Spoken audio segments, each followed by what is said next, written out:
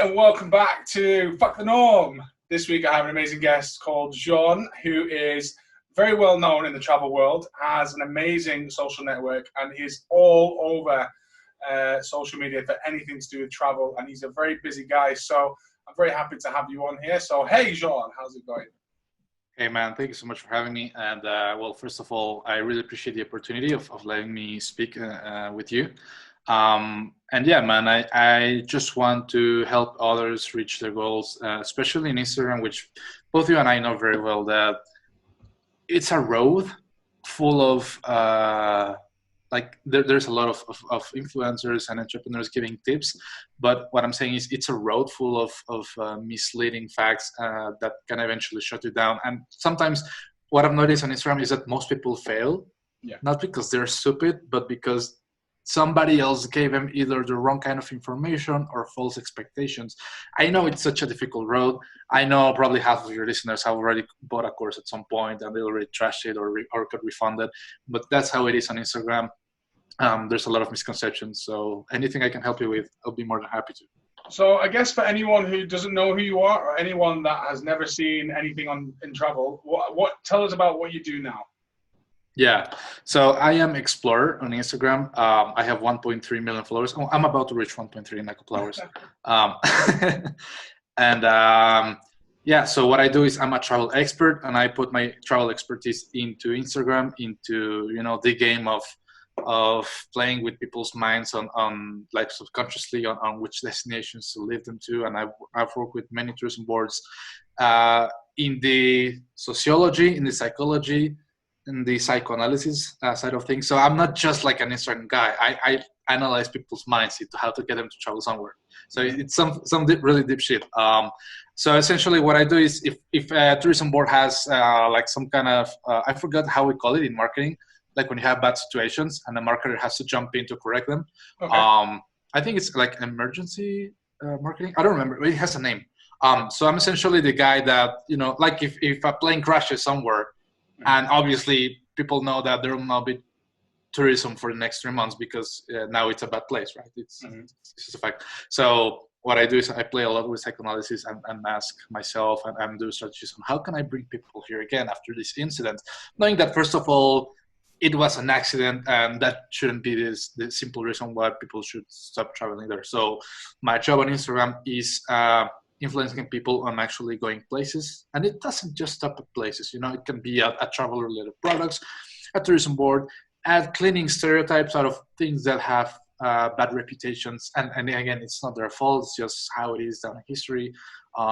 So that's kind of my role on Instagram. I studied, I never finished any career. I have 3 pending careers, which all of them I just left aside. But on the side, I studied, psychoanalysis and sociology. So I apply all this into how I play with Instagram. And there's a couple of things that are, tied up to how to gain followers faster. Yeah. But yeah, man, I'd be so happy to share my insights with you. So, okay, how old are you? I'm 25, about to be 26 tomorrow. Okay, and 25 years old. When did you start? So I'm guessing it's just Instagram is your main source of media. That's what you use to promote through mainly. Yeah, it's my main source of income. It's my main business. It's been so since 2014. Yeah. But as a good friend of mine told me a couple of years ago, any smart entrepreneur has all social media, not just Instagram.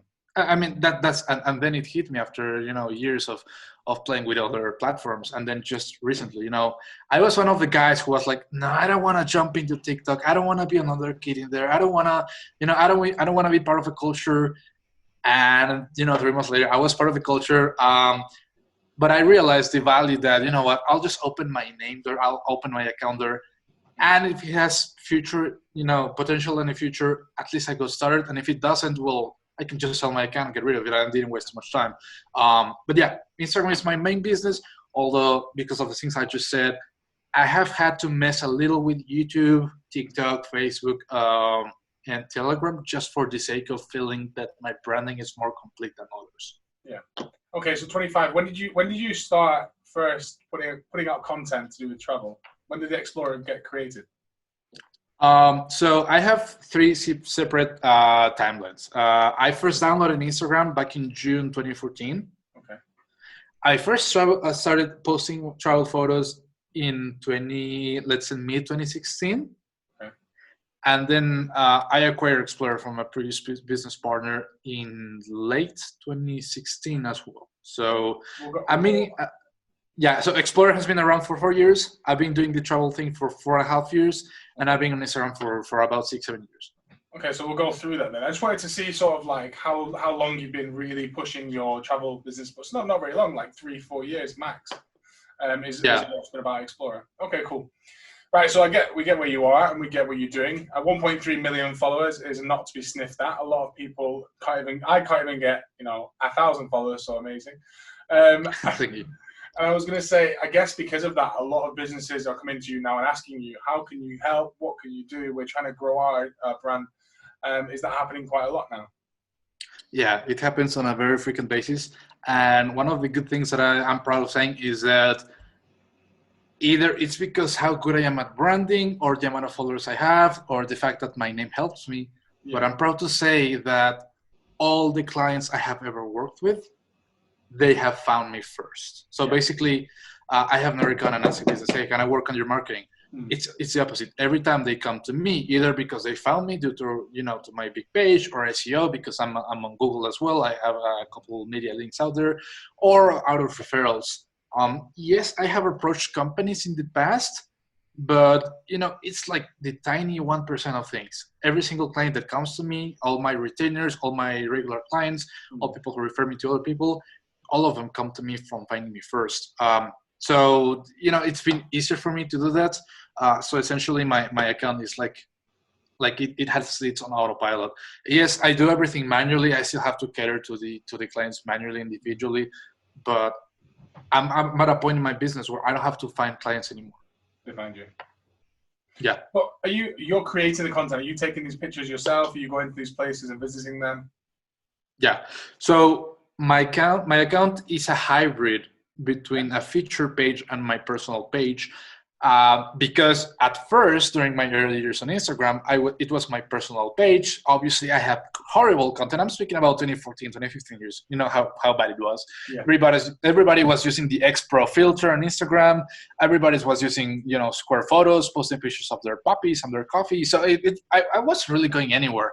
And then I had to to take my standards to higher level. So I started approaching other good travel photographers, and I started looking at their content. I started reposting them, and long story short, I noticed that method was growing me, so I kept doing it for many years.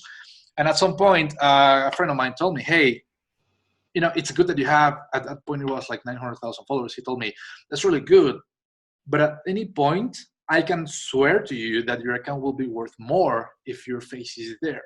Yeah. And I said, like, yeah, I guess you're right. It's not the same having an account with 900,000 as a repost page rather than a 900,000 personal.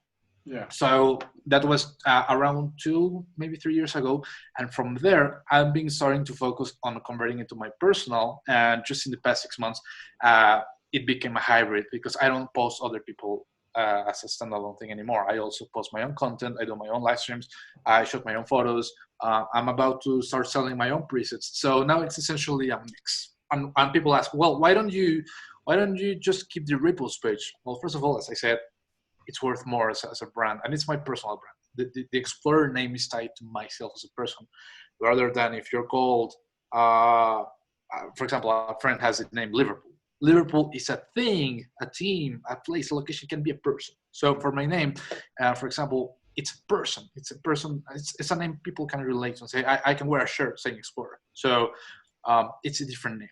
Now, the other reason why it's a hybrid page and not a personal only page, especially during COVID-19, is because it's very difficult to come up with new content 3 times a day forever without having the help from other people. So that's the stage that my page is at. I help others by featuring them. I give them free traffic, but at the same time, I give myself back the content that I otherwise wouldn't be able to have on a frequent basis. So you're going visit. So a lot of the time you do share other people's things, but obviously you like to go to these places and you'd like to take cool pictures and cool videos of where you are. How do you find these places? How do you find them? Yeah, many of these places I have found from Instagram themselves. Either recommendations by Instagram, recommendations by other travelers, and the other half I would say is just doing some Google searches and seeing, hey, what's the best place to visit, the best hidden underground local only place that the tourists don't go to. And then I've noticed that in many of my trips, again, as I said, my Instagram opens a lot of doors for me. Yeah, I've noticed that every time I'm going somewhere and a local, I mean, I'm not that famous as in I could walk down the street somewhere in Norway and people would ask me for autographs, although it has happened maybe a couple times.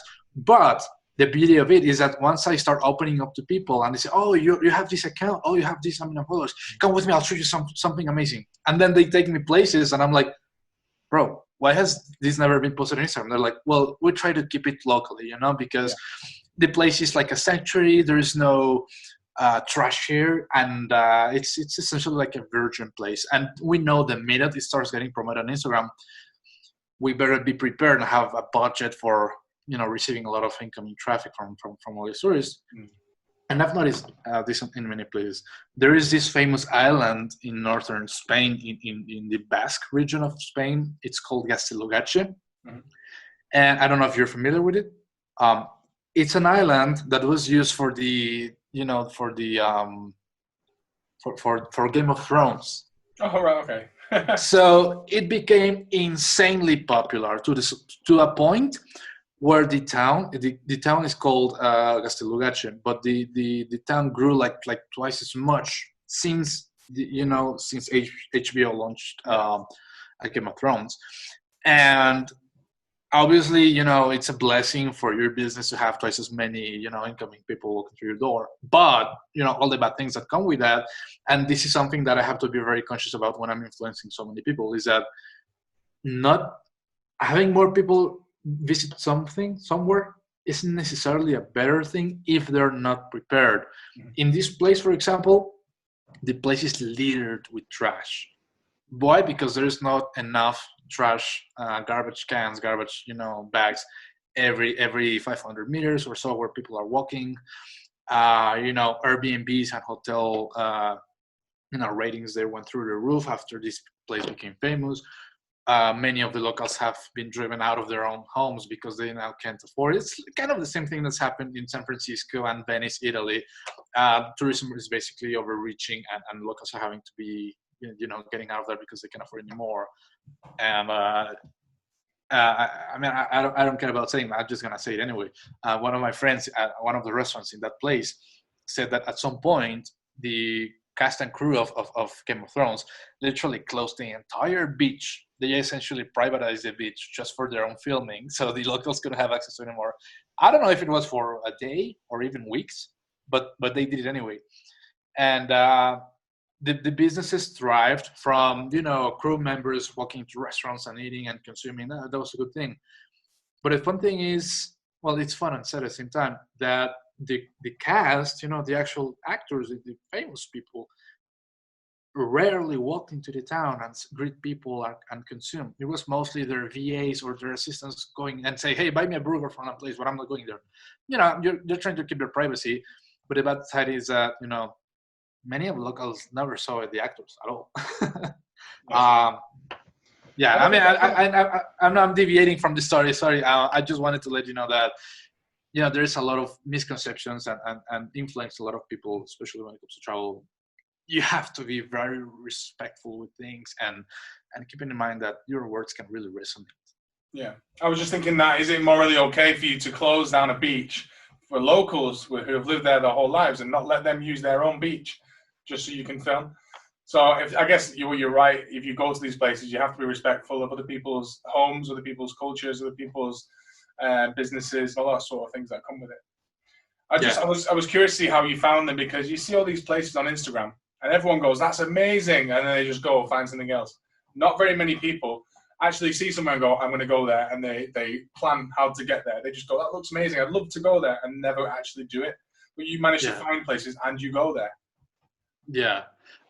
In that case, for example, the place was famous already, but a friend of mine visited it a year before I went there, and she told me, "Hey, this place is getting hot right now because it became famous out of Game of Thrones, and just recently it started booming because they released the actual location, and they tried keeping it secret for many years, but now it's not secret anymore." And that's the fortunate thing about connections with travelers, that they recommend me places. Let me give another example. I went into a hotel in the Arctic Circle in Norway. So I went into this hotel. It was like 7 a.m. I hadn't slept in 2 days from commuting from one airport to the other. And I reached the hotel and I said, "Hey," it was the only hotel open in the entire island, in the entire Arctic, and which had breakfast at 7 a.m. I was like, "I'm so hungry. I'd rather just eat and call it a day and just wait." So I went in and I talked to the manager and said, "Hey, can I get a breakfast here?" And she said, "Well, breakfast isn't opening in another hour." And then, we started chit-chatting and talking. I said, "Oh, you have 1 million followers. Oh, that's so cool. Oh, you're an explorer, blah, blah, blah." And he grabbed some keys from a drawer. He said, "Let me show you something." And I'm like, "Oh, no, what's happening? What's happening?" I don't think he's going to show me the closet or a normal room. He's going to show me something special.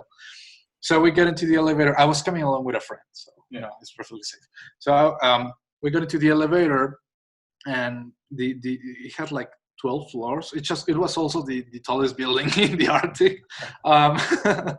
and he put in the key, and he clicked on a secret button, and they took us to the hidden floor. I'm like, where is he taking us to? And he took us to a meeting room that is only for for meetings for the staff, and where they had like ballrooms and they organize things. And he told me, "People don't come here unless there is a special gala dinner organized." It was 8 a.m., even before 8 a.m. And he said, "I brought you here because I want you to show your audience. So can you do a live and show your audience how awesome the view is from the tallest, room in the entire Arctic?" And I was like, "Fuck yes, of course I want to do it." So I started doing a live stream. I started showing people. It was the most awesome sunrise in history that I would have ever seen. It was, full of mountains and the sea. It's in Lofoten. I don't know if you know it, but it's a beautiful place. That's the kind of things that happen, when you open up and you speak to other people. And I'm not saying that, hey, you should have 1 million followers so you start approaching people. I'm saying let people know about your passion, because that's not different from me to the next guy or gal. That's just what I did, Hey, I'm a travel influencer. I try to find secret places and just entertaining my audience and letting them know what places to go to, and that's how people have opened up to me. I guess we should probably go back and figure out how you managed to get to this point. So okay, go back to school. What happened in high school? Did you have a plan to go to college, university, and get a job, or what was happening? So even from high school, I didn't have a normal life anymore. So I don't know how every country call is different. The thing before high school in Mexico, we call it secondary school. Yeah, same. Well, here it goes primary school, high school, and then college, university. Yeah, it's different because in some countries primary is 10 years. In other countries primary is 5, and there is a mid thing between primary and high school, in which in some countries we call it secondary, and that's another 3 years. But essentially, I only finished school until secondary, and then I jumped into an online high school while I was doing my physical career at the same time. I was doing both high school and career at the same time. Okay. What were you working as? I studied music at the National Conservatory of Music in Mexico. And, many people don't know this, but music careers, especially in conservatories, they're one of the longest careers out there, even more than medicine. My career was 8, maybe 9 years. Yeah. It's just in music. Like a lawyer can be a lawyer in 5 years. If you want to be a professional musician, it can take you 9 years. That's why my last opportunity to enter was when I was 16. Yeah. So we have a special program in there in which we are allowed to study high school and university at the same time, because they don't want to admit people that are already 20, because it's such a long career. They only want kids to join in. So I studied high school online while I was doing high school online, and I was just presenting myself to do exams every Saturday. But I studied my career at the same time. I only lasted 2 years there, and then some things happened within my family circle, and we had to move to the US. Some business opportunities for my dad. So we moved to the US. I applied to Berklee College of Music in Boston. It's the second most prestigious music school in the world after Juilliard in New York. I got admitted there, one of, I don't know, like 400 people. It was, super cool. So we moved there, not to Boston, but to Houston, because that's where my dad worked. And once there, Berklee called me and said, "Hey, you're admitted. Welcome to the group. Welcome to the university. So where should we send you our fees for the first semester?" And I'm like, how much are the fees? Oh, it's just $30,000 per semester. For one semester? Yeah, for one semester. And I'm like, oh, and that's plus, housing. And I'm like, oh, well, I think I'm gonna switch careers. So technically that would have been my second career, but I never attended. I just said, you know what, thank you for the opportunity. Unlike Americans, I'm coming from a Mexican family, and we just moved to the US, and we're invested thousands of dollars into legalizing our paperwork. I can't afford doing this right now. If you gave me a student loan, I would, but I don't have credit in the US. I just arrived, so I don't think this is happening. So why don't you give my spot to somebody else? I appreciate the opportunity. So I did. I gave it to somebody else. Long story short, that was my first career was in Mexico. That was that would have been my second. I lived in Texas for about 5 years, and I was bored the hell out of it. So in 2014, I just started selling books. Okay. I started selling books on eBay. And I was a huge Tolkien fan, if you can tell by my Lord of the Rings tattoos. And I started selling and buying and selling books, man. I was making $5,000 a month. Yeah. 18-year-old kid. And I'm like, oh my God, I'm doing way more money than I would be doing probably other kids that are in college or working at McDonald's or something. I started saving a lot of money. And then I love languages, so I joined a language learning community, and I fell in love with a Russian girl, and we then moved together. Well, we didn't move together at the point, but we went together to visit Spain, and that was my first, solo trip abroad. I feel like I should pause for a second, because you just skipped over the fact that at 17 years old, you're making $5,000 a month. Most people don't even make that now, no matter what age they are. How did you even know what you were doing? How did you know what to do? Where do you get the books from? How did you sell them online? How did you ship them? How did you know what to do? You're 17 years old. When I was 17, I couldn't even go shopping on my own. Yeah, man, I was doing I was balling back then for my age. I had an Omega watch, like when I was not 17 anymore, probably 18, 19. But the secret behind the business? Yeah. I loved Tolkien. I didn't love the money. Yeah. I simply knew very well his works, to the point where I knew how much a book was worth. And I knew that some people that owned the books didn't know how much it was worth. So I could sell. At some point, I bought a trilogy of books. So it was the A, B, and C version of books. I think I bought it for like $150. And I knew what they were, but the owner didn't. And it's eBay, it's the internet, so you just gotta buy it and make money on it. So it turns out that the books were a 1957 first American edition of the book, and I ended up selling it for $1,500. So I make essentially 1,000% profit on it. That's how I did it. Not because I'm like, I'm gonna buy all the courses on buying books online. I never took a course on buying books or starting an eBay business. I didn't. I never did. The reason why I became successful is because I was driven out of my passion. Yeah. And that eventually led me money. But I was never seeking to make money. I was just like, oh no, I bought this book, but now I want that one, so I'm gonna sell this one so I can afford that one. So my passion became my business, but I never saw it that way, And at some point, I was spending a lot of money on things that I was like, oh my God, I'm rich for my age. I'm gonna buy this, and I bought an Omega watch. I had a really nice, VW car. I had like a really expensive suitcase that I took to uni, and I was like, when I was walking to the library at the university, I was like, oh my god, this guy looks like a millionaire. I mean, I was just like, yeah, I feel so proud of what I'm doing. But eventually, love is what shut down that business, because I met this girl at some point, and she said, hey, so I'm a worker at a really prestigious painting industry, and they're going to be instructing me into how to become one of their managers, and they're going to be touring me around every major factory in Europe. Why don't you come along with me? The trips are all paid for. It's a business trip, and hotel rooms are paid. All you would need to take care of is your food, your museum entries, and basically your airfare. I said, well, it's not going to cost you anything extra from sleeping 1 to 2 in the same hotel. Well, this hotel room is not going to cost them anything extra. And thankfully for their girl, that was my first insight into the outside world, and seeing how Europe was. And I said, well, if I'm gonna be traveling with her for the next 3 to 5 months, I need a lot of money, especially because once I'm there, I'm not gonna be making money anymore. Mm-hmm. So I better be very prepared. And I sold my eBay store.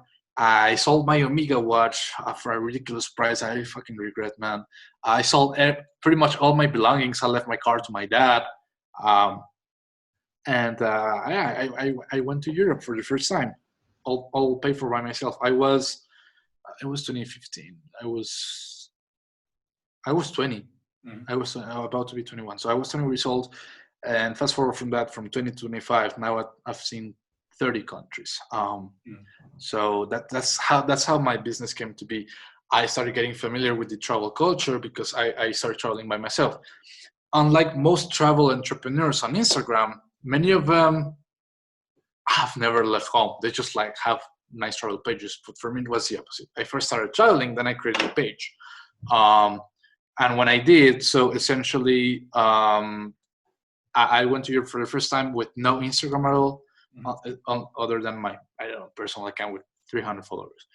And it was during that process, it was visiting museums, being with my girlfriend, going this place, going this other place. But the other time I was like, staying at hotel room, just at the bed, thinking, I have half of the money that I arrived with. I'm getting worried. I need to start thinking about an online business that I can do, that I can sustain, and that also doesn't cost me thousands of dollars of investment. Obviously, that doesn't exist, I thought. And then I started, just posting my own photos on Instagram. And I probably reached like 10,000 followers in the first 6 months. It was super bad, to my understanding, of course. At this point as well, you got to remember that Instagram was full of just, like you said, cats and coffee and pictures of what people were having for food. So you were doing something different. You were going around traveling and recording what you were doing. That wasn't really done then. Yeah, exactly. Back then, I had only come across maybe a couple pages with 100,000 and maybe one page with 1 million followers in the travel niche. So having 1 million followers back then was like, man, you were a real thing. You were something different. Obviously nowadays, not to minimize my own work, but having 1 million followers isn't that special, contrary to what many people think. There's, how many accounts with over 1 million followers there are? 20,000. 20,000 accounts. So trust me, it's a lot, but it's attainable. It's reachable. 20,000 people have done it. But you're forgetting there that millions of people don't. Yeah, no, I know it's still a very small percentage comparing 20,000 other than the other 980 million or something like that. I don't want to get into the numbers. But when I started Instagram, I was growing super slowly. I got my first 10,000 followers, and then some guy approached me and said, "Hey, I'll pay you if you post my photo." And I'm like, "Okay, I don't see why you want to pay me for that. I don't think I'm good enough."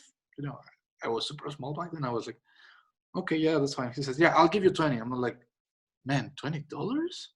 Wow, I'm gonna get free food today." Yes, let's do it. Again, back then, $20 was like, man, I'm in Europe. Mm-hmm. I quit my job to be here, and I'm still making money, even if it's $20. And those 20, you know, a couple of weeks later, turned into another guy coming and said, I'll pay you 100 if you post a photo and then another photo. And I'm like, yeah, for sure. So I started scaling, and then because people started paying me, I thought like, maybe I should just do this for a living, and I should start reposting people. And that's how I did it. That's how I started. I mean, probably the first month I only had like 2 clients, and then the second month I probably made like 150, and then after 6 months maybe I was just doing like 500 a month. So it wasn't like going from $0 to $1 million in 6 months. It took a lot of time, took a lot of effort, took a lot of understanding. And after some point, I completely stopped posting my own content, and I was just a feature page, making enough money to keep myself going back there. But even then, I ran out of money, so I had to go back to the States. I had to, I worked at restaurant. Man, I worked every single job for the only reason of affording to travel once again. Yeah. I came back home. Keep in mind, I was doing eBay like $3,000 to $5,000 a month, and I quit that, so I didn't have any more. I didn't have any way to make money anymore. I literally went into scraping toilets and flipping burgers at restaurants and taco places, starting from scratch, earning not even the minimum wage. It was half the minimum because it was part time. I was making like 160 a week. It was like fucking, bad. But I was a restaurant manager. I became the manager after 6 months, from scraping toilets to the manager. Mm-hmm. And I'm like, yeah, I need to go to Europe. But I was like, hold on, I'm investing back into Instagram. I'm getting somewhere. I'm not gonna say, I want to quit. I'm gonna go to Europe again. I want to go back with, more solid foundations. So then I took my second job, and I was a nightclub manager from 8:30 p.m. to 4 a.m. on the weekends. And I was like, okay, I'm still not making $5,000 a month, but at least I'm making enough money to the point where I have enough time to focus on Instagram as a third. So I was basically working 3 jobs. Yeah.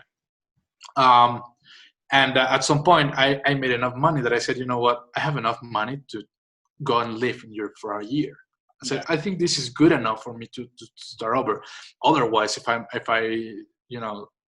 wait too long, I'm also gonna forget the passion about it. The passion behind traveling. So I quit my jobs.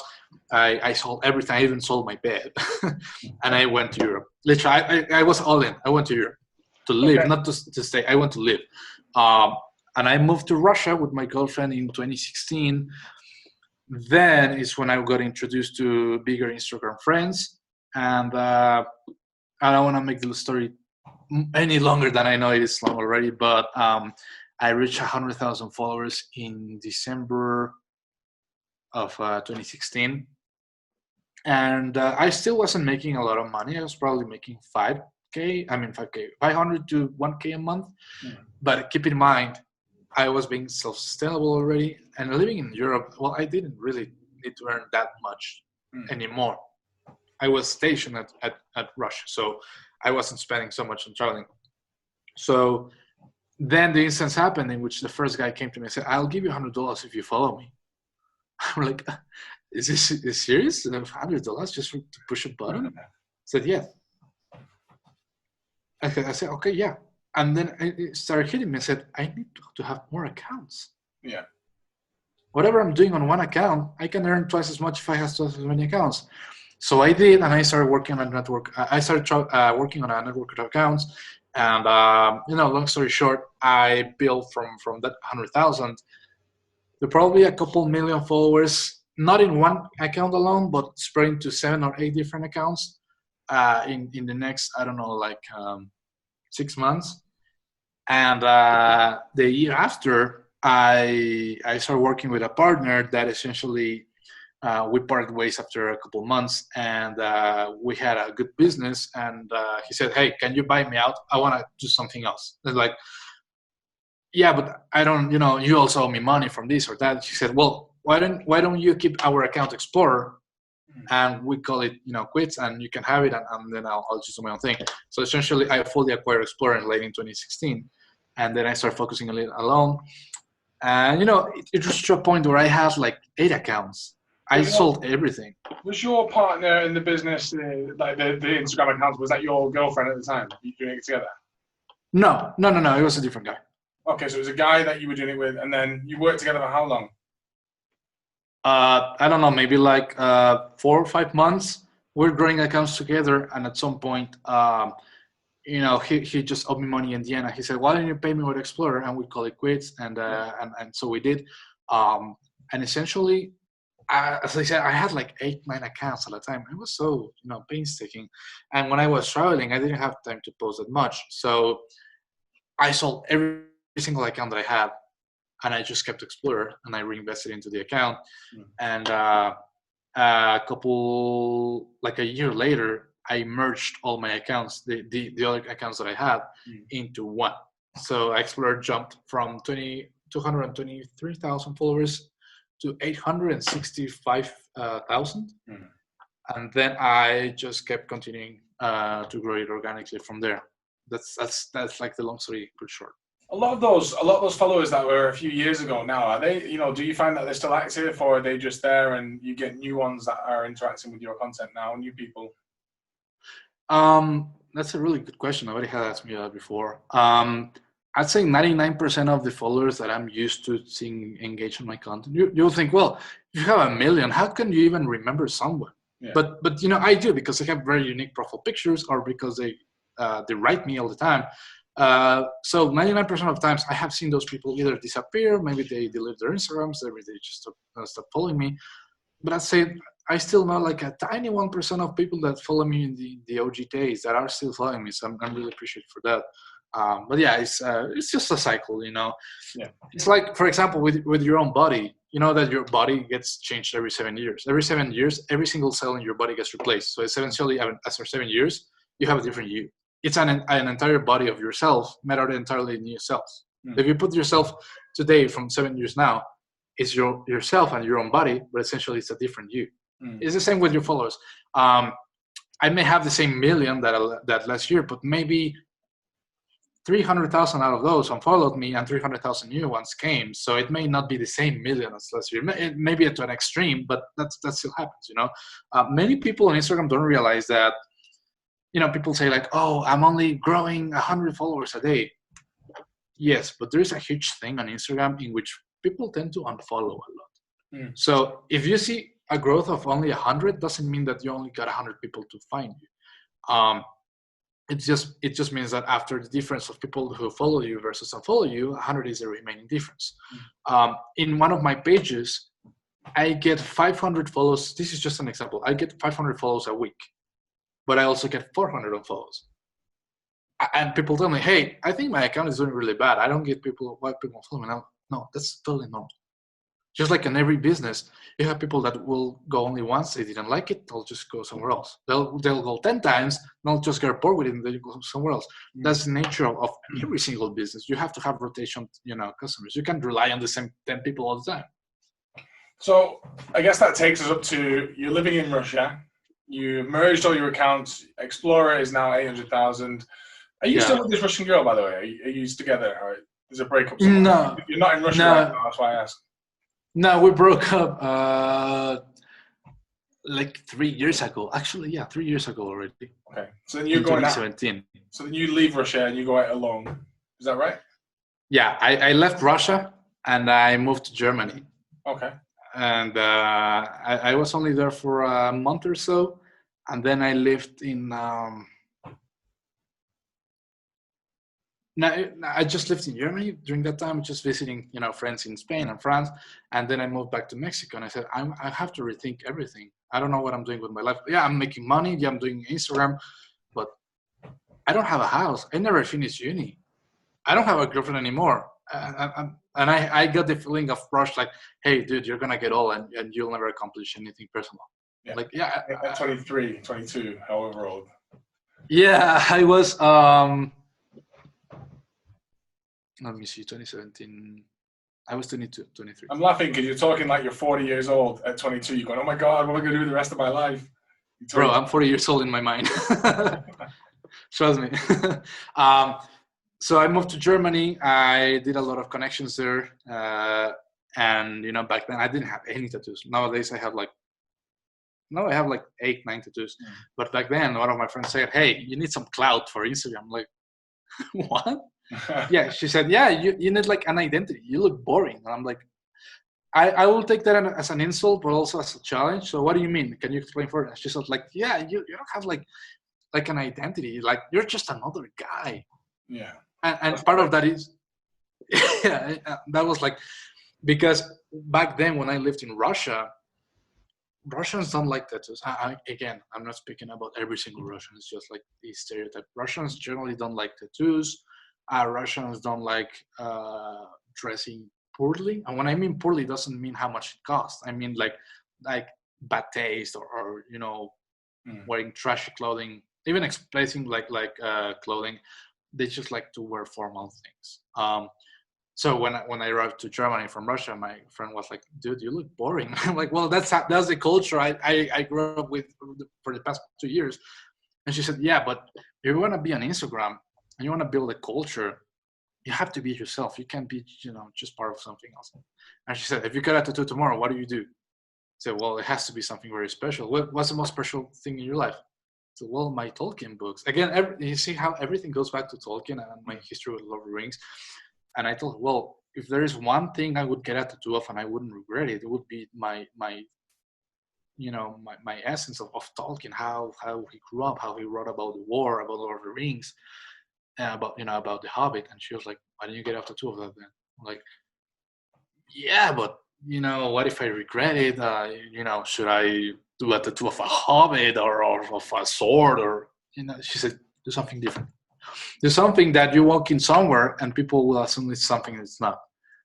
So, for example, people think this is the phrase from the Lord of the Rings that says "one ring to rule them all," but it's not. It's a completely different phrase that is barely spoken about in the movies. And then I started getting into the idea of, now I feel like some kind of identity. I'm not trying to say people, hey, you need 1 million followers and the tattoos to succeed on Instagram. It's just what happened to me. But it turned out I really liked it, so I went from 1 to 2 to 3 to 10 tattoos, however many I have. And I plan on getting an Explorer tattoo at some point. I know that I will. It's my own baby, To be fair, it makes sense, doesn't it? It's what you've been spending your attention on. I don't think you need to push these things. Like, don't worry, they'll come. You'll naturally get covered. I was going to say, in terms of you going traveling and ending up living in Russia, which must be quite weird because even I don't know what living in Russia would be like. It must be quite strange. Do you think that you would have gone traveling if you had not met that girl and she had not said to you, "I have a business trip for these few months"? Do you think you would have gone abroad traveling, or would you carried on doing your own thing with eBay? Which path do you think you took? I think I would have stayed with eBay longer, and I wouldn't have dared to go travel by myself that fast or that soon or to those countries. I would have done so only locally and visiting some other places in the US or Canada and Mexico. So it's helpful though saying that I don't think I would have done it without the girl, but I also think that I would have done it just with it taking longer. It's kind of a mixed feeling of the two. But she certainly helped. Like, that's out of the question. She certainly helped me. And, I traveled a lot with her, probably to 15 countries together. Mm-hmm. But I also visited another 15 countries, a couple with friends, but many of those by myself. And, the reason why I started doing this is because I had a confidence in somebody walking with me and going places. Mm. But after a while, I started learning, like, I can do this by myself. I shouldn't rely on anybody. And, that's the same thing as for any relationship or any business. You shouldn't rely on anybody to be successful or to accomplish yourself as your happiness. So from there, I started, adventuring and, getting out of my own comfort zone. So I visited Morocco by myself. I visited, the Emirates by myself. I visited many countries by myself. That's how I did it. And, it just, kept going on until late 2017, where I just came back to Mexico and I sailed. And I said, okay, now I want to take Instagram to the next level. And I only want to travel when I get paid for or when it's a really good trip. Mm-hmm. But otherwise, if I'm not going to be traveling, I want to be home. I want to have a dog. I want to have a bed. I want to have my own TV. I want to have a place to be stationed. And if I want to buy a huge camera, I can put the camera, in the counter or something. Otherwise, when I'm traveling, I cannot buy furniture. I cannot have puppies. I can only live off of one, maybe two, and maybe pushing it to three separate suitcases, although three becomes like a real nightmare. Um, when I lived in Germany, I had to leave a suitcase full of clothing behind. I just couldn't bear it anymore. So I'm really sad. Yeah. Yeah, I think the Airbnb owners still have it. I'm good friends with them on Facebook. That you know, one of the things that I learned about being a digital nomad, and especially with Instagram, is that I learned how to have a minimalist life. You know, buying only the necessary. And I then got cultured into the luxury industry back then, because I got into a debate with a friend, and she said, "Hey, why don't you buy a luxury suitcase?" I said, "Well, I can't afford luxuries that is $1,000 or euros." She said, "You might think about it, because if you're paying 1,000, it's not for the brand, it's for the how rugged it is, how durable it is, how it's gonna save your belongings inside." And that's the bag right there. I bought it. I can see it. So yeah, I have it full of stickers on the other side. And this bag has flown over 400 flights with me. Tell me other bag that would last you 400 flights. I'm not joking. Every time I fly, my suitcase comes back broken. I give up. Yeah. I just buy cheap ones now. You need one of these. And you know, back then I was like, with one of these suitcases, I could buy 10 different ones. But you know what? After 400 flights, I think I would have bought 20 for the price of one. So at the end of the day, it's the same pricing, probably even cheaper this than buying 20 others. Plus, I'm really familiar with the brand, and I'm hoping to be sponsored by them. It's called Rimowa. So that's how I learned. Well, I'd rather have good things that will last me longer, rather than have cheap things that I need to carry 10 of these because I don't know at what time they'll break. So I started traveling very minimalist. I started traveling, with only 2 of these bags. So that's how I did it. And then I got cultured into the luxury niche, into watches, into, supercars, because I really love them. Every time I go any different country, I get in touch with supercar dealers that, will lend me cars for a couple of days. Sometimes they approach me first. And sometimes they just, say, here are the keys, just return it here after 3 days.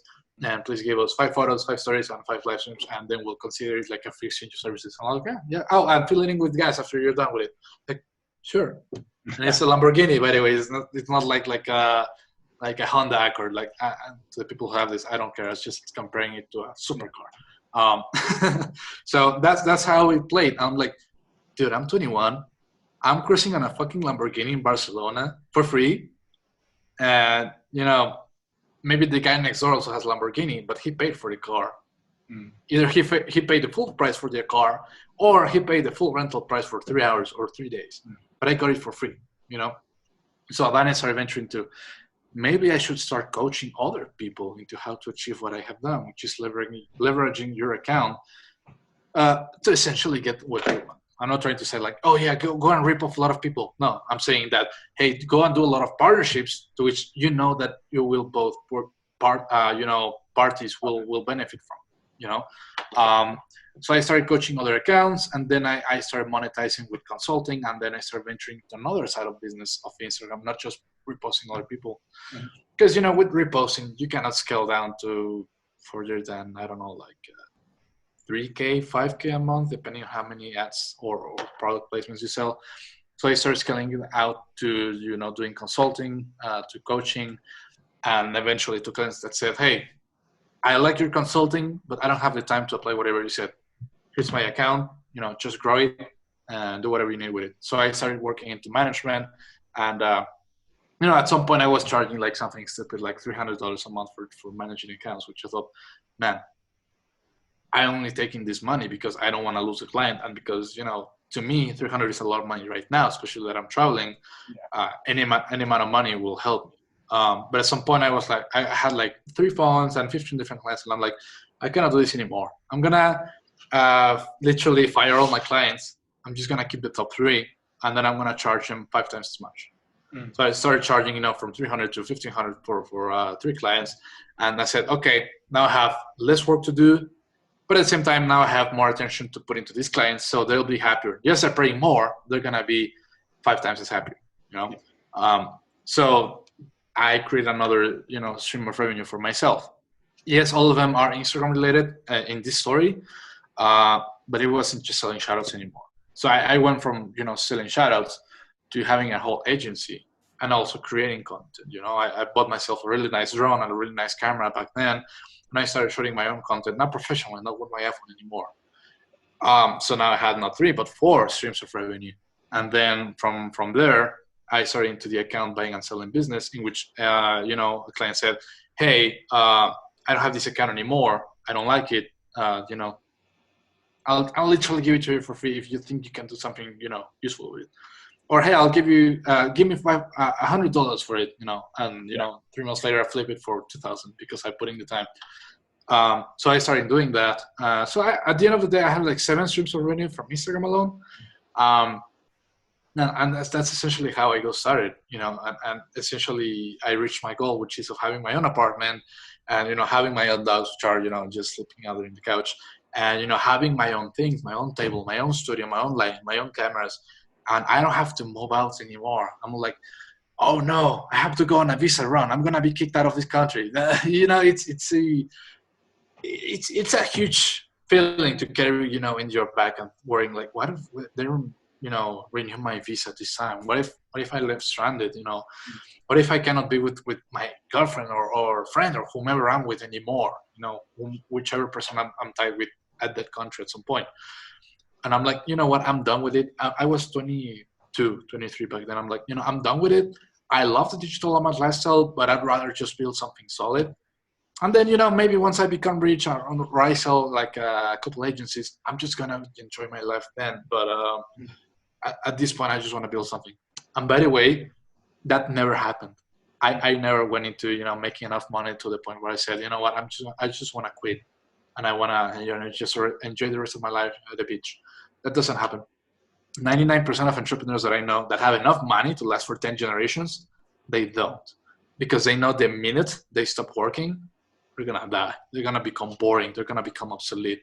I know many friends who have, retired, and a year later they jump back into business because they said, man, I was born to work. I cannot not work, Even if I have to pay for more expensive things or I have to set myself bigger goals.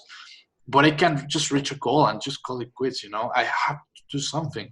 And that happened with me as well. When I reached my 1 million followers, that's most people's milestones. I'm sure you have heard of it, or maybe even yourself have thought about it. Once I have 1 million followers, my life is going to be solved and I'm going to stop doing anything. And trust me, it's all the opposite. Because once you have 1 million, you're like, okay, how can I reach 10 million? Yeah. How can I get 10 times as big as I am right now? If you say, hey, I have $10 right now in the bank, well, how can you make 100 million? Go to the next milestone, add an extra digit to that goal, That's what I did. And I became like, okay, now I need to have this full agency servicing companies in over 30 different industries. And I turned that 1 million into 40 million followers. So now I have about 40 million. I don't have it myself excuse me? Across all your accounts? Yes and no. Many of them has been for clients. Many of them has been accounts that I have sold with purpose or something. I don't have many of those anymore. Right now, I only have like 6 million between accounts. But I've grown to a total of 40 million between my accounts, client accounts, accounts that have disappeared because the client sold it or because the client got it hacked or because the account got disabled by Instagram. But essentially, I do have a list of accounts. If anybody's like, hey, can you prove you have 40 million followers? Yeah, I have a list. And I have like referrals from premium partners. Like if anyone wants to debate that number, I can surely prove the point. But I essentially took that 1 million to 40 million. And many people say, wait, if you're that good at Instagram, why don't you focus on your own account for 40 million? I'm like, I don't get paid myself to do it for myself. I'm paying myself for that. I'm growing my clients and my account is good enough just to keep me going. And it's still growing. I took it from 1 million to 1.3 million. So it's still growing, slow. But again, I'm not paying myself to do it. I'm focusing on bigger accounts, on client accounts, on billion-dollar companies that have me handling their social media, verified clients, celebrities, high-profile people, even politicians that get me to help them. But I essentially scaled it from 1 million to 40 million followers And I went from doing $5,000 on eBay to having agencies that score 7 figures. So it's very safe to get yourself in a spot where you say, you know what, I'm good here, I don't want to move here. It's like betting, but in a smarter way. Like people say, you know what, I think I earn enough, and if I bet a little more, I'm gonna lose everything. But trust me, that's not where it ends. In betting, it does, because betting is always bad. But in when you're doing business, the minute you say, you know what, I think I'm good enough with this, you're stuck, and you have a big chance that your business is gonna be torn apart at some point. And we have seen this with COVID-19. I have a couple of friends that lost their business during COVID-19 out of being brick and mortar businesses, in which they didn't have customers for 2 months. They had to lay off their employees. They had to stop doing insurance. They sold 2 chains out of the whole brand, and essentially they went bankrupt. And I'm like, well, maybe I'm not making as much money as a friend who has 5 restaurant chains, but at least my business is kind of future-proof, right? Even though it's not, because at the end of the day, Instagram can get shut down as well, and then I'm fucked, right? But I mean, I have ventured outside Instagram as well. So even if that happened, tomorrow, I'm still good. I still have other plans. I have a content creation agency. All things aside, so I'm good with that. But it just goes to saying that this is a future-proof business in which I have proven myself and my partners and my friends and my clients that I'm still gonna be around for many years. And the internet business, moving any business you have into the internet world, I think is a blessing. And I think that's one of the few good things about the coronavirus that helped many people understand, hey, you can't take for granted that people will walk into your store. Have a look at Amazon. There's maybe one Amazon physical store in the world, maybe 2, maybe 3, but Amazon relies on the internet. So why shouldn't everybody else? I mean, Netflix tore apart Blockbuster. Many online companies tore apart physical companies. Uber took apart, taxi companies. So did you know that Netflix originally went to Blockbuster and said to Blockbuster, "We will run your online store. All you have to do is advertise Netflix in your physical stores." And Blockbuster laughed them out of the building. They was like, "We're not interested in working with you. Your business is ridiculous. People are always going to want to buy DVDs." And then didn't really work out. But it's interesting that I was talking about this the other day with a lot of companies that they're like, "We're not going to change. We know what we do works. We don't need a website. We don't need social media. We don't. Why would I even look at TikTok? I don't care." It's like, you don't care now, but you will. Like, it has to be a mix. Don't get me wrong. There will still be a place in the world for offline and online. They have to complement each other as well, though. And I think people don't understand that. Your shopfront, like when you buy a car, or if I buy a car, when I go to the dealer, I already know exactly what car is there, what color, what age, what mileage, everything about the car that they have there, because I'm going there to see that car. If you've not got a great shopfront or a good window or a great social media where they can feel and see your core values, the customer will not come to you. I think people struggle to see that. Yeah, exactly. And not only because of that, but also because people started, thinking about how much their time is worth in pertaining, wait, if I go to Blockbuster, I'm going to spend on my car, being used. I'm going to spend on gas. I need insurance. What if I get killed or run down by another car by going to Blockbuster, wait, to run my DVD, I need a DVD player. Oh, but I also need a TV, so I need to pay on electricity, So you start functioning to how many things I'm going to need to pay just to pick up that DVD, right? I know the internet also has a lot of costs, and it's also not free, but it's a lot cheaper than that. And it saves people time. So the half an hour or 1 hour drive to Blockbuster that it took you 10 years ago or 15 years ago, people thought, oh, now I have more time to cook. I have time to play with my dog, with my kids. And that's what people value. When you value your client's time, that's when you close a client. When I tell my client, hey, my service costs $4,000 a month, but I'm also going to serve you 4,000 hours a year. So what do you want? My question to you is, what's next then? So you have your agencies now, you're still doing your social media, you're still doing Instagram. What's next? What are you going to focus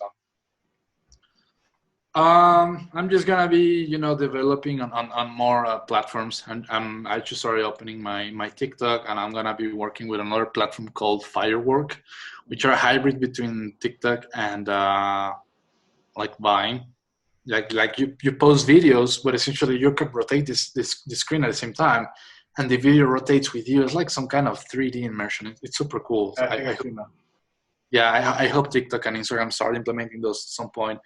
And people ask me all the time, does Instagram really have more space to grow, or have they reached their full potential? I'm like, no, there's a lot of things to do, man. Just because you think they've reached their full potential doesn't mean there's no more things to do. They still have to implement 360 video, which they will at some point. They still have to implement VR. They will still implement this kind of landscape layout in which you can use Instagram, and I guarantee that will come at some point. I guarantee that. That surprises me it's not already there, because they have Instagram TV, but you can't put a landscape video in there. Well, you can, but it sits like this. But you really should be able to turn the phone, right? And you should be able to see that. Yeah. It's like YouTube, when you watch a YouTube video. Excuse me? Like when you watch a YouTube video, you press the button and it goes, you can watch it. Yeah. I wish that was the same. But YouTube is different because they natively teach you to rotate your screen. It's rare when I just watch a YouTube video and just stay like that. I always do this. Yeah. Especially if it's a video longer than a minute. I know I want my eyes to be easy, and so I want the full real estate screen.